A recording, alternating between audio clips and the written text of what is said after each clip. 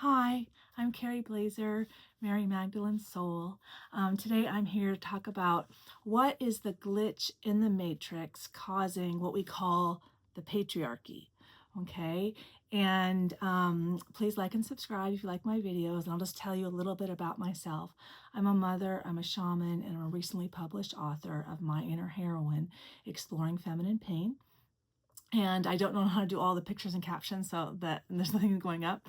And through personal relationships, so not actual clients, I've helped Justin Waller, who is Andrew Tate's best friend, and Andrew Tate, two Fire Academy instructors, and Jason Colvin, who is the head of global security at GoDaddy and is former special agent in charge of the FBI, and JC.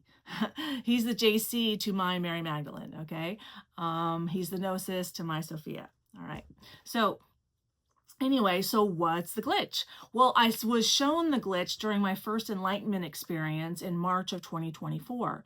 And so I didn't know enlightenment was coming, but what happened was on a Tuesday, I sat down in my recliner in my garage where I am now in the dark, and I was resting, and I started vibrating hard. I'm like, zzz, I'm like, okay. And the next morning, I could barely sleep, eat, or drink. And the next morning, I heard enlightenment, enlightenment, enlightenment, like an alarm telling me I had reached the enlightenment level, because how else would I know, right? Like my soul helped me out. And so then I was like, oh, okay. And then I was told to ask the universe about what I need to learn. So I asked, okay, so what do I need to learn? And then I was shown, because I've helped two decorated Fire Academy instructors, I was shown first an arc of first responders that have a mental health crisis. I'm like, okay, we know they're broken. Let's look at the family. Oh, lots of divorce, lots of cheating, lots of unhappy. Oh, they're broken. Okay, relationships. Oh, that's a problem. I'm like, okay, universe. There was God, and then what happened? Like, where's the glitch here? Like, how do we get from a perfect universe with, like Earth is amazingly perfect, and that's heaven on earth. How do we get from heaven on earth to a mental health crisis? To, cutting off children's genitals because we think that our soul chose the wrong body or God chose the wrong body, and then we make it impossible for them to procreate, which is a biological imperative reflected in the logic in our souls in the universe. Like, how can we have more humans and keep growing as humans unless we have more humans? Most cultures believe in reincarnation. I know Christianity doesn't, but I do. Our souls reincarnate. Okay, like we're not just one and done so that we can control people. Well, this is your only chance, so get it right because you're a sinner. I'm going off today. I know I'm going off today, and that's fine. And please trust my energy. If I need to go off, I'm pushing through an emotional wall in the collective. Okay, so this is what I saw. I'm like, okay, so we have a masculine God, and we ascribe creation to this masculine God. I'm like, well, creation is feminine. So if we're going to give a feminine, value and like work, and then give it to the man, well, that would be reason to suppress the feminine. Okay. Well, when did that happen? 2nd century. This is, women are intuitive. Women keep complaining about white men and the patriarchy. Well, that's where it started. In the 2nd century Europe, imperialism was growing. There were a lot of sects in early Christianity, and they're like the kibbutz in Israel. My ex-husband's Israeli. My 3 kids are half Israeli. We met in Tibet. People think that Jesus went to Tibet. I speak Chinese. I have a master's degree in East Asian religious studies. I didn't go west, but I have lived in Israel I've been there 8 times, lived there about a year. So yeah, I know Israel, okay? So anyway, so I was shown that if we restore the feminine to be equally valuable as the masculine and perceive God reflecting the dual nature of reality. I mean, Christianity talks about, the image of God being, that we're made in the image of God, but we're dual. But reality is dual in nature.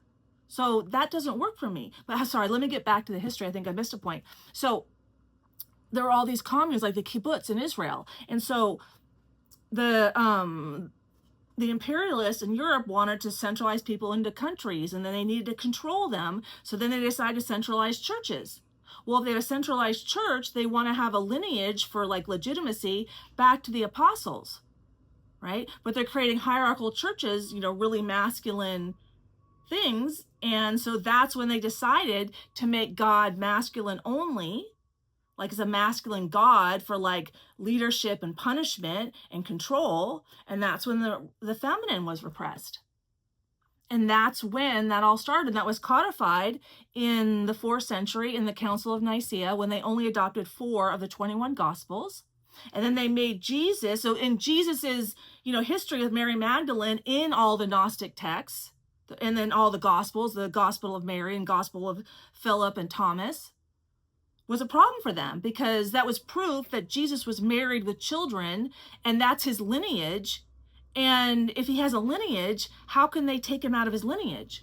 But Jesus is celibate and there's no lineage, then the problem's solved, right?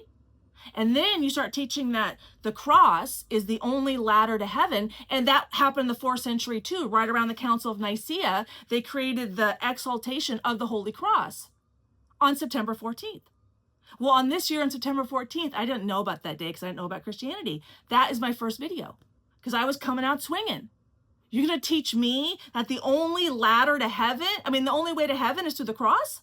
I know I don't need the church to access the divinity inside of my soul. And neither does anybody else. And I'm here to prove that point, which my book does. I've experienced enlightenment so many times. That's divinity inside of my soul, where I receive profound wisdom and fatally release catastrophic fears.